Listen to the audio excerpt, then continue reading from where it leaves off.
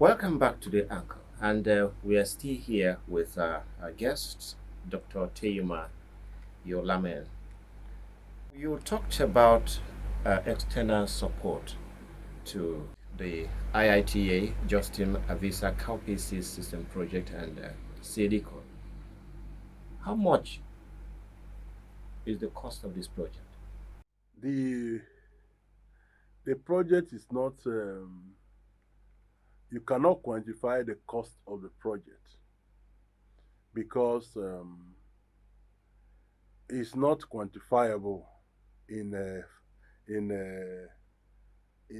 monetary terms because I am I am part of the project. Can you quantify me? You cannot quantify the scientists that are there, and it's not just about money. They have to assemble brains that will do this. Yes, we have been mobilized with a vehicle that moves us around. So it's not something quantifiable. But what happened is that the project is in 7 countries of in Africa. So we have our quarter for Nigeria. Then when it comes to the Nigeria, I work with IITA. I partner with IITA. So IITA gives me a portion of what they are supposed to do so that I do it around here. Just don't do it for IITA around here. And at the end of it, we report to IITA. Then IITA reports to where they are supposed to report. So you cannot quantify some of these projects, in monetary form. They are not projects like somebody is doing road that Yeah. you know that is 2 billion, is 1 million, is this and that. You cannot be able to quantify them because sometimes as need arise, yes, or as need arises, they also arise. When you I say they used to there's a financial aspect of the project. Each activity we do, there is there is there are funds that are allocated to that activity. What we do is there is activity on awareness creation, the cost of doing demonstration plots, for example, the cost of doing field days, the cost of doing seed fairs. There are monies that are allocated to some of these things because that is how you also supposed to report. How many field days did I do? How many demonstrations did I have this year? Did I establish? And all of that. How many trainings, capacity buildings, trainings did I do? And all of that. So there are milestones, there are outcomes that are expected. So we follow those outcomes and report like that. And those outcomes has a budget. Each of them has a budget for it. You've been working for 10 years and Mm-mm. you've been putting these figures together. You should have an idea. No, I don't think I have that data with me here now. Okay. Mm. Because we sign agreement each year. You sign a fresh agreement. One thing with IITA is that when you are partnering with them, you need to report to them when they ask you to report. And you report both technical, you write technical report and financial report. So and this agreement comes up every year. It's not despite the fact that the project is a 4 year or 5 year project. You will still be writing agreement each year. The reason being that if you don't deliver, they can withdraw. So for you to enter another year and write another agreement, it means you delivered last year. So those figures may not be the same. For example, before the resources that they were giving to us, for the reason why I cannot estimate, or I cannot be able to give you the actual issue, is that there's no relationship. Because the one for this year, they have already considered the cost of fueling. When the fuel price increase, they know that I need more money now to move. I used to buy fuel when I'm going to Kano. I used to buy fuel something like 17,000 naira to take me to Kano. Then another 17,000 will bring me back. Do you know that now I buy fuel almost 160,000 before I can go to Kano and come back? So it depends on the economy also. So the fact that I receive 8,000 or $2,000 this year does not mean next year too I will receive $2,000. And even what I am supposed to receive for this year, they don't give me at once. They give me in 2 installments. Yes, they give us in 2 installments. You must finish the first installment, then write a report before they will give you calculus of the one of next year. So I find it difficult now to put those data straight to tell you that this is how much we will be receiving and this is how much because what I receive it varies. Let me say like that. In line with Section 1.5 of the Nigeria Broadcasting Code, which states that any person or group has a right to complain about any broadcast content or conduct of broadcaster, we, by this announcement, appeal to you to feel free to send your complaints about our conduct if you have any. You can lodge such complaints to info@benwaytv.be.gov.ng or visit our head office at Special Duties Wing, Government House, Makadi, Benue State. Please, to state your problem clearly and kindly specify how you want us to resolve your complaint. Remember to state your name and contact details. Benue Television is poised to serve you well. Benue Television, a new dimension in broadcasting.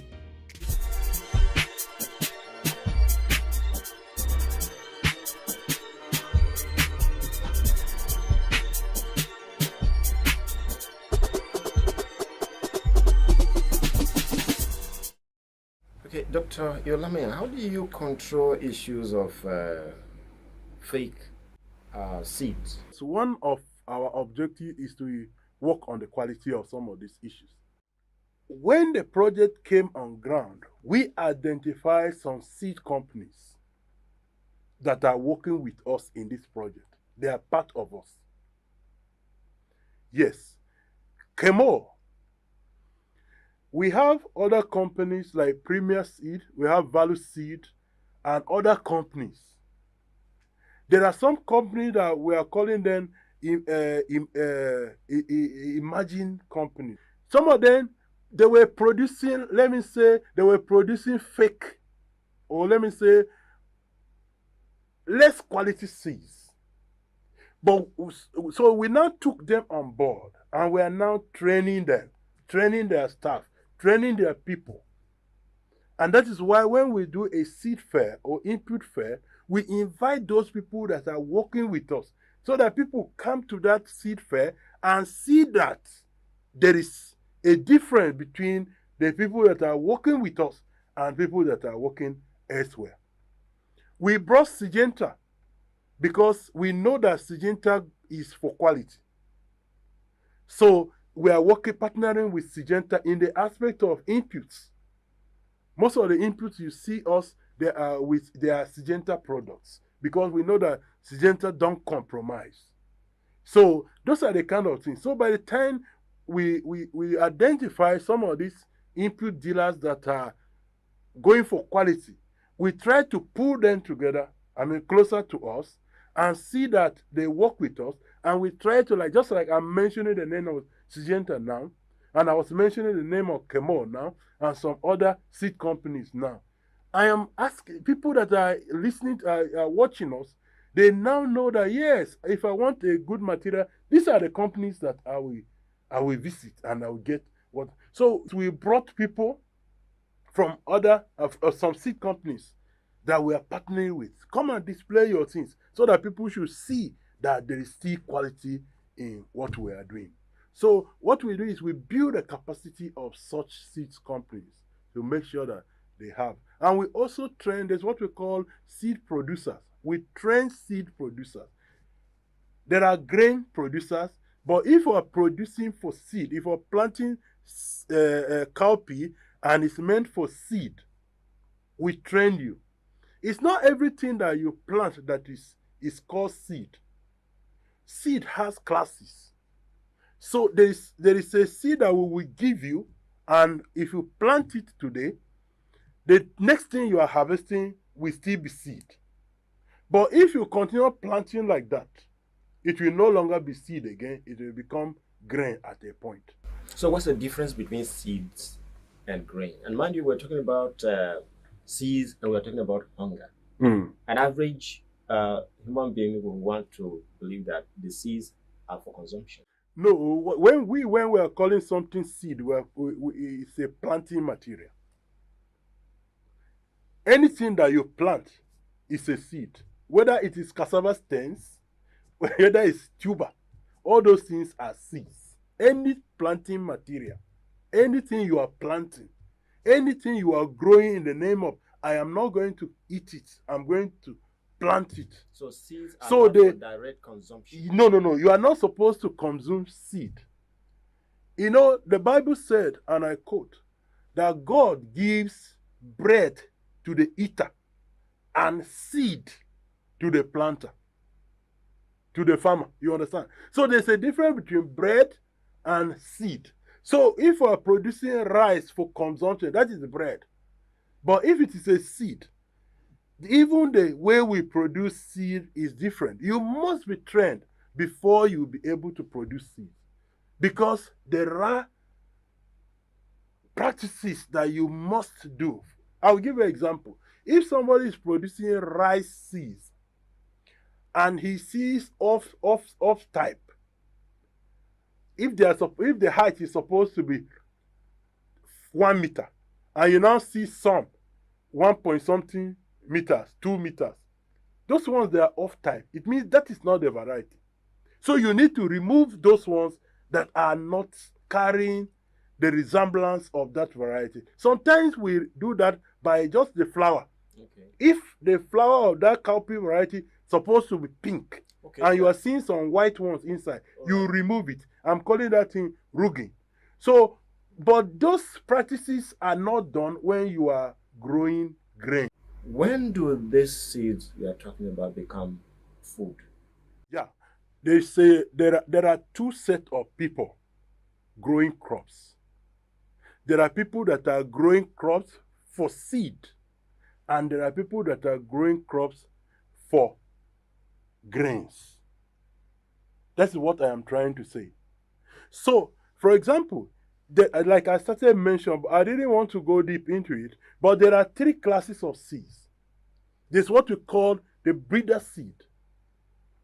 If you are a breeder and you bring out a variety, that your seed is a breeder seed, and you now handed over that seed to me, and I plant that breeder seed, what is going to come out is going to be foundation seed.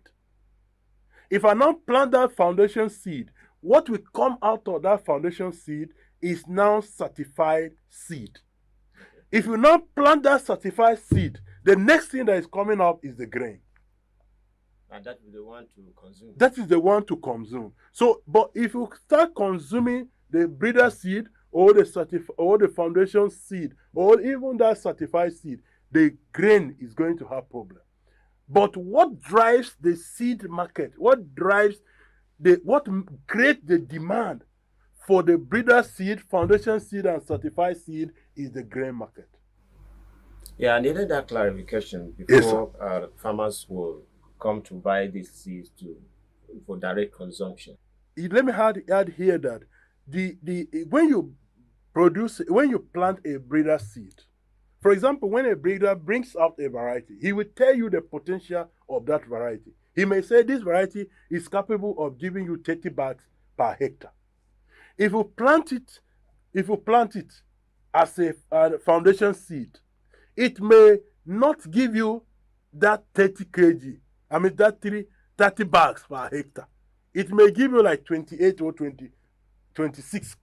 If you now plant that certified seed, it may give you like 25. But if you now continue planting that seed, one day you may not even get 5 bags. But the potential was to give you 30 bags per hectare. But as the generations are going, the potential of that variety will be depreciating. I mean, there's a word I'm looking for.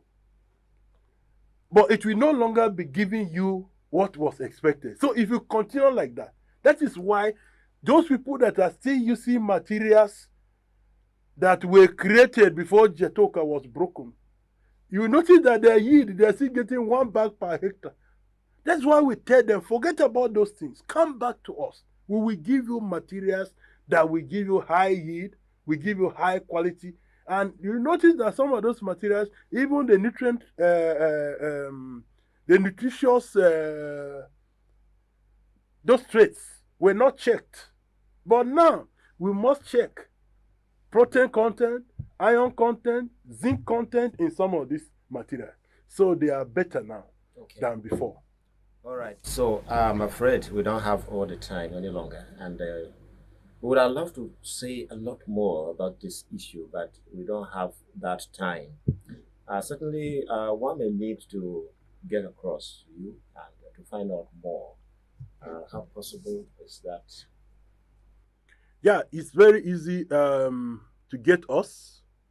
If you come to Joseph Sawo Antaka University, even if you don't know anything, ask them about people that worked on cowpea and people that worked on soybeans. You will locate us. Even if you called cowpea, you don't know any other thing called cowpea or called soybeans. They must take you to, they must locate us for you. Our university's seed center is also coming up now. And we are also making progress. From the last discussion we had with one of our brains, Professor Lucky, we are making moves to see if our university can have a seed company that will be producing the early generation seeds. When we're talking about early generation seed, we're talking about breeder and foundation seeds. These ones are supposed to be produced only at an institution like ours. So we are looking on how we can be producing early generation seeds at that university so that other seed companies can come and buy the foundation seed there and go multiplying some of these seeds. So we are on top of the matter, and I'm believing that in the shortest possible time, we are going to be there. Don't be afraid. We have all that it takes at the university. If you don't know how to locate our university, you can go to the Bureau. The Bureau, they know us. We're partnering with them. We're partnering with the Ministry of Agri. We're partnering with AFAN. We're partnering with Soybean Farmers Association. We're partnering with Cowpea Farmers Association. We're partnering with other organizations around. Even at Benway Television, you come, you get us. At Radio Benway, we are also, they are also our part of what we are doing. They are a member of our stakeholder, and if you read Daily Trust, most especially Sunday's Daily Trust, we are always there.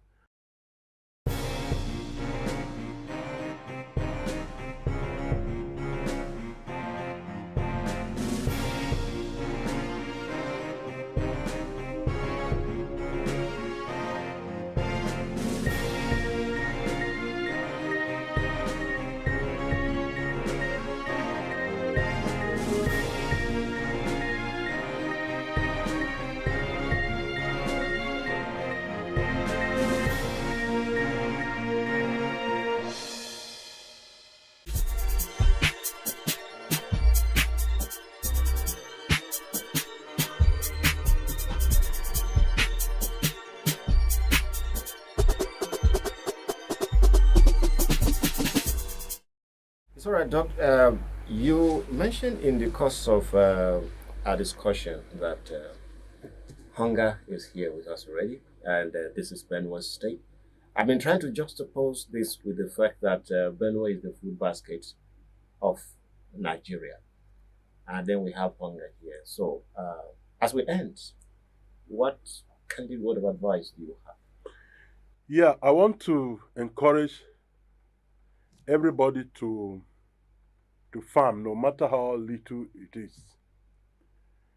Yeah, and I also encourage local governments that are secured to give room for people to farm.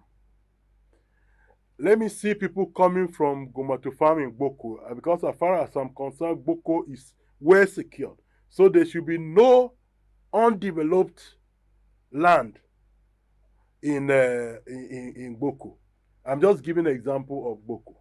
So those places that are secure, let's see how we can use them and put them to use. I also want to encourage people that you can do home gardening. Home gardening. Produce your vegetables behind your house. Produce some of these crops. Plant your cowpea around your fenced environment. And I want to discourage and support the issue of animals that we are just, I want to discourage that, then support anti-open. Support. I want to support anti-open grazing. Okay. Yes. I want to advise people. There are people that are still allowing their animals to destroy crops. Please, if you have animals, take good care of your animals. Some people are calling that that pigs are destroying their farms, goats are eating up their issues. With this hunger, you are allowing your goats to be moving, you are allowing your cows to be moving, and I want the governor to work seriously on this issue. The way cattle are moving in this state is not healthy. So let's look at some of this issue critically and see if we can help our people. And not just the government. I want to encourage individuals. If you can support your people to farm, if you are in the House of Assembly or you are a senator, you are this, support your people to farm. I'm happy with what people are saying, I'm doing. I was hearing somebody bought fertilizer, bought seeds. Do this thing. Don't just leave it in the hands of the governor. The governor alone may not be able to do some of these things. If you are privileged, your people voted you, they are in terrible hunger. Find a way. It's not for you to buy rice and come and distribute to them. No, give them something that can help them to plant. Because Buhari and our brother Audu brought a policy that you must produce what you eat and you eat what you produce. So Benue people must produce what they eat, and I encourage them to eat what they produce. Thank you. That goes to Nigerian people, that goes to African people, and that goes to everyone. Produce what you eat, because you are going to eat what you produce. Thank you very much, Dr. Teyuma Oyolame, Senior Lecturer in the Department of Crop Productions, Joseph Awantaka University, Makurdi, Nigeria. Principal Investigator, IITA, Justin Avisa, Cowpea Seed System Project, and CDCO. Thanks for availing us the opportunity. You've spoken with us. We learned so much about boosting legume seed through a demand-led approach. I hope when next we call you, you avail us some opportunity on Benue Television. Thank you. I want to appreciate Benue Television for this opportunity. I want to appreciate my university for giving me the privilege to lead this project. And I also appreciate IITA for sponsoring all that we do. Thank you. So that's it for now. From me, Teyuma Agabi, thanks a great deal for watching. Join us again while we make it.